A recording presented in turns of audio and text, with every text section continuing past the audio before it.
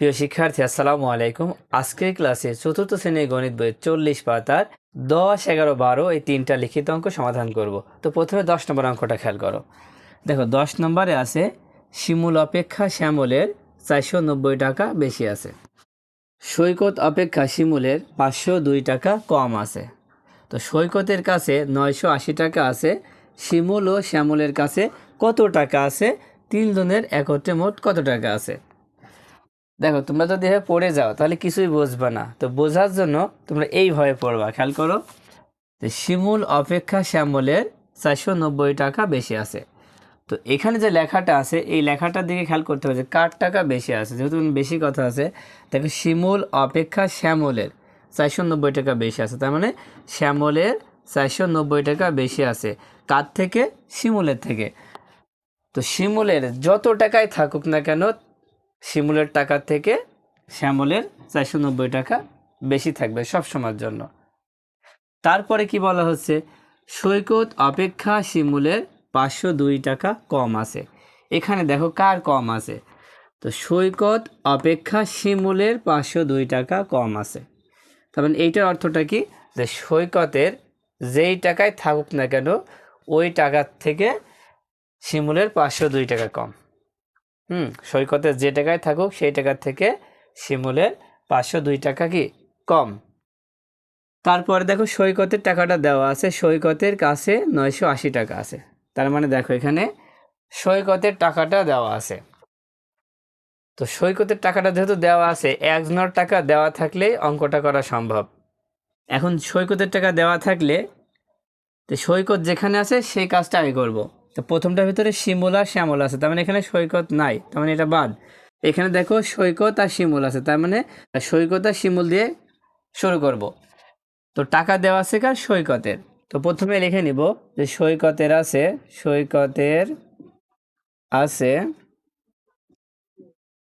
980 টাকা। তো এখানে দেখো সৈকতের ছাড়া শিমুলের কম আছে। কত কম আছে? 502 টাকা। তাই আমরা লিখব শিমুলের কম আছে,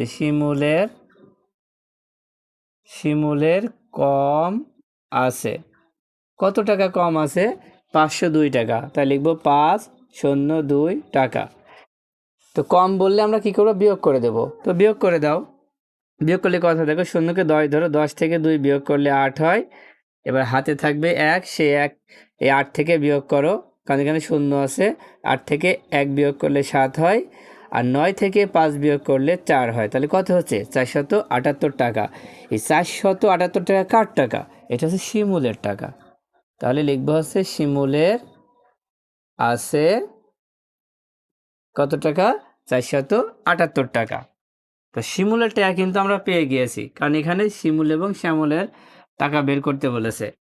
তো শিমুলের টাকা পেয়েছি, তাহলে এখন আমরা বের করব শ্যামলের টাকা।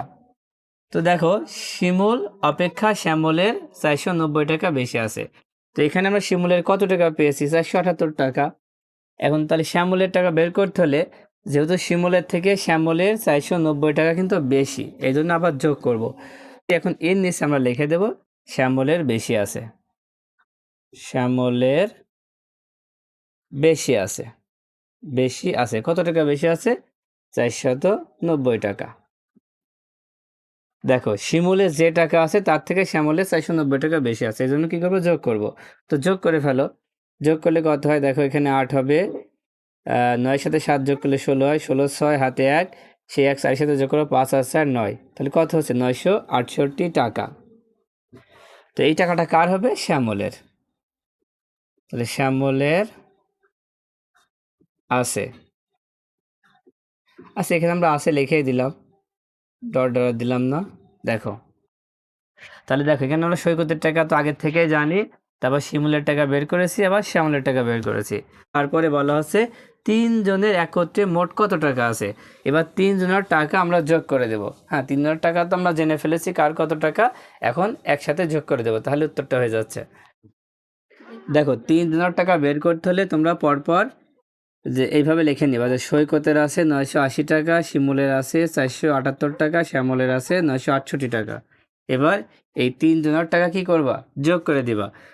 তো যোগ করলে কত হচ্ছে দেখো, 24-26 টাকা, মানে 2426 টাকা। তাহলে 3 জনের একত্রে আছে কত টাকা? 2426 টাকা। তো তোমরা উত্তরটা চাইলে এভাবে লিখে দিবা যে শিমুলের আছে 478 টাকা, আর শ্যামলের আছে 968 টাকা, এবং 3 জনের একত্রে আছে 2426 টাকা। এভাবে লিখে দিলেই হয়ে যাবে। এবার 11 নম্বরটা দেখো। জাহিদ সাহেব 2,85,000 টাকা দিয়ে একটি জমি ক্রয় করলেন। তিনি জমি রেজিস্ট্রেশন বাবদ 28,500 টাকা এবং গাছ লাগানো বাবদ 9,045 টাকা খরচ করলেন। কিছুদিন পরে তিনি জমিটি 4,10,675 টাকায় বিক্রি করেন। তার কত টাকা লাভ হবে? দেখো, জাহেদ সাহেব একটি জমি কিনলেন। জমি কিনলেন কত টাকা দিয়ে? 2,85,000 টাকা দিয়ে প্রথমে একটা জমি কিনলেন। এবং জমি কেনার পরে জমিটা রেজিস্ট্রেশন করতে হবে। তো রেজিস্ট্রেশন বাবদ কত টাকা খরচ করেছেন? দেখো, রেজিস্ট্রেশন বাবদ খরচ করেছে 28,500 টাকা। এবার রেজিস্ট্রেশন করার পর সেই জমিতে কিছু গাছ লাগালো। লাগাতে তার কত টাকা খরচ হয়েছে? দেখো, তার খরচ হয়েছে 9,045 টাকা। এখন কিছুদিন পর জাহিদ সাহেব মনে করলো এই জমিটা আমি বিক্রি করে দেব। তো সেই জমিটা সে 4,10,675 টাকায় বিক্রি করলেন। এখন বিক্রি করলে তার কত টাকা লাভ হবে, সে লাভটাই কিন্তু বের করতে হবে। তো প্রথমে দেখো, জমি কিনলো, জমিটা রেজিস্ট্রেশন করলো, আবার গাছ লাগালো। এই যে 3 ধাপ, তাহলে 3 ধাপে সে মোট কত টাকা খরচ করলো সেই কাজটা করে নিতে হবে। তার মানে আগে খরচটা আমাদের বের করে নিতে হবে। খরচটা বের করার জন্য তোমরা প্রথমে লিখে নিবা জমি ক্রয় বাবদ খরচ কত টাকা। দেখো, 2,85,000 টাকা খরচ। তারপরে কি করলো? রেজিস্ট্রেশন বাবদ খরচ। এবার নিচে লিখবো রেজিস্ট্রেশন বাবদ খরচ 28,500 টাকা। তারপরে গাছ লাগানো বাবদ খরচ, গাছ লাগানো বাবদ খরচ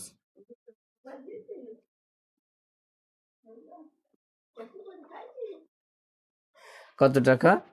9,045 টাকা। 9,045 টাকা। এবার দাগ দিয়ে যোগ করে দিব। তো এই সংখ্যাগুলো লেখার ক্ষেত্রে তোমাদেরকে সতর্ক থাকতে হবে। দেখো, প্রথমে ছিল 6টা সংখ্যা, কিন্তু পরের বার হয়েছে 5টা সংখ্যা। যখনই 5টা সংখ্যা হবে তাহলে প্রথমটা বাদ দিয়ে পরের 5টার নিচে আমরা লিখে দেব। তো 4টা সংখ্যা থাকার কারণে আমরা পরের 4টা সংখ্যার নিচে কিন্তু লিখে দেব, তা না হলে কিন্তু ভুল হবে। তো এখন যোগ করে ফেলো। যোগ করলে কত হয় দেখো, এখানে 5 আর 0 0 যোগ করলে 5 হয়। তারপর এখানে 4 0 0 যোগ করলে 4 হয়। এখানে দেখো 5 হয়।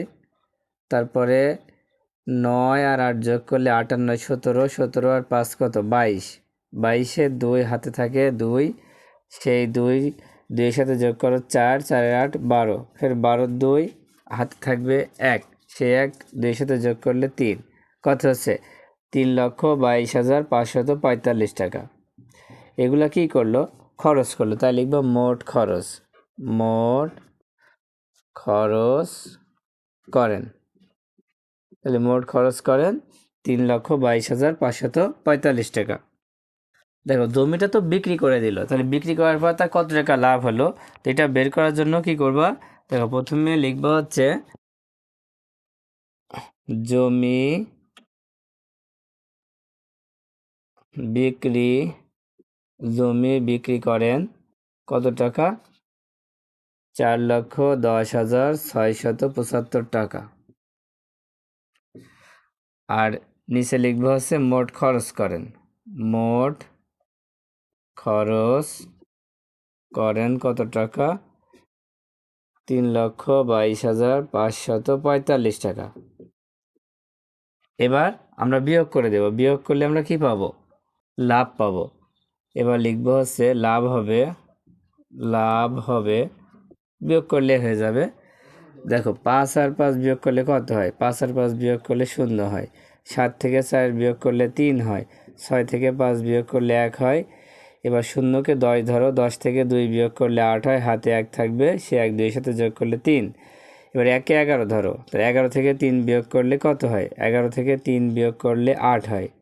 এবার হাতে 1, সে 1 3 এর সাথে যোগ করলে 4 হয়। তো 4 আর 4 বিয়োগ করলে কোনো কিছু তো হবে না, তাহলে লাভ হবে কত টাকা দেখো? 88,130 টাকা। তাহলে উত্তর কিন্তু এটাই। তাহলে আমরা উত্তর লিখতে পারি যে উত্তর 88,130 টাকা। এবার 12 নম্বরটা খেয়াল করো। 12 নম্বরে আছে 10 বছর আগে বাবা ও ছেলের বয়সের যোগফল ছিল 76 বছর। বর্তমানে বাবার বয়স 66 বছর, 7 বছর পরে ছেলের বয়স কত হবে? দেখো 10 বছর আগে বাবা ও ছেলের বয়সের যোগফল ছিল 76 বছর। কত বছর আগে? 10 বছর আগে। তার মানে 10 বছর আগে বাবা এবং ছেলে দুজনার বয়স একসাথে ছিল 76 বছর। তারপরে বলা হচ্ছে যে বর্তমানে বাবার বয়স 66 বছর। বর্তমান মানে যেটা চলছে সেটা হচ্ছে বর্তমান। বর্তমানে বাবার বয়স কত? 66 বছর। এখন 7 বছর পরে ছেলের বয়স কত হবে? তো এটা করার জন্য কি করবা? দেখো প্রথমে 12 নম্বর দিয়ে আমরা এই লাইনটা তুলে নিব যে 10 বছর আগে, 10 বছর আগে বাবা ও ছেলের বয়সের যোগফল ছিল কত? 76 বছর।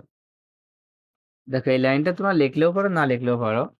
এবার লিখবো অতএব বাবা ও ছেলের বর্তমান বয়সের যোগফল। দেখো এখানে তোমরা কত লিখবা? 10 বছর আগে যদি বাবা ও ছেলের বয়সের যোগফল 76 বছর হয়, তাহলে বাবা ও ছেলের বর্তমান বয়সের যোগফল কত হবে? তো কি করবা? এই যে 76, এই 76-এর সাথে এখানে যে 10 আছে না, এই 10 2বার যোগ করবা। কারণ বাবা ও ছেলে দুজনেরই কিন্তু 10 বছর করে বাড়ছে, তাই না? দুজনেরই কিন্তু 10 বছর করে বাড়ছে, এই জন্য এখানে 10 হবে 2বার, ব্র্যাকেট দিয়ে বছর লেখো। যদি এখানে শুধু একজনের থাকতো বাবার বর্তমান বয়স, তাহলে একবার 10 যোগ করতাম, কিন্তু এখানে দুইজন আছে, বাবা ও ছেলে আছে, সেই জন্য আমরা এই 10টা 2বার যোগ করব। তো যোগ করলে কত হয় দেখো? তো যোগ করে ফেলো। দেখো 0 0 আর 6 যোগ করলে 6 হয়, 1 আর 1 2, 2 আর 7 9, কত হলো? 96 বছর। আমরা তো বাবা ও ছেলে বর্তমান বয়স পেয়ে গেলাম। এখন এখন প্রশ্নে কিন্তু বর্তমানে বাবার বয়স দেওয়া আছে। তো বর্তমানে বাবার বয়স যদি দেওয়া থাকে, তাহলে ছেলের বয়স কত হবে সেটা বের করার জন্য কি করবা? প্রথমে এটা লিখে নাও যে বর্তমানে বাবার বয়স কত বছর? 66 বছর। এবার আমরা লিখব অতএব ছেলের বর্তমান বয়স, ছেলের বর্তমান বয়স। তো ছেলের বর্তমান বয়স বের করতে হলে কি করতে হবে? এই 96 থেকে বাবার বয়সটা বাদ দিয়ে দাও। 96 থেকে বাবার বয়সটা বাদ দিয়ে দাও, 66 বছর। তাহলে ছেলের বয়স পাওয়া যাবে। এবার বিয়োগ করে ফেলো। দেখো 6 আর 6 বিয়োগ করলে 0 হয়, আর 9 থেকে 6 বিয়োগ করলে 3 হয়, কত হচ্ছে? 30 বছর। তার মানে ছেলের বর্তমান বয়স কত? 30 বছর। প্রশ্নে বলা হচ্ছে 7 বছর পরে ছেলের বয়স কত হবে।